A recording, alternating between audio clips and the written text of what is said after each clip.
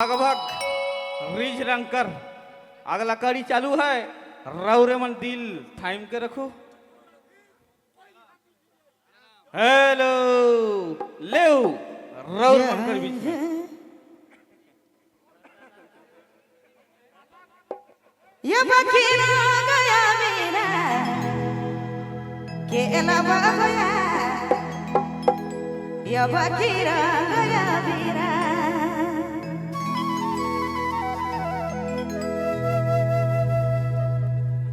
और युवा सूचना मिले कि बजनिया मन के ज्यादा डिस्टर्ब ना करें, अपन अपन जगह में रहो है नहीं। जय श्री राम। साइड में रहो।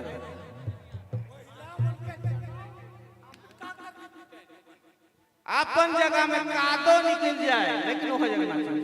हमार पर से होए सीधा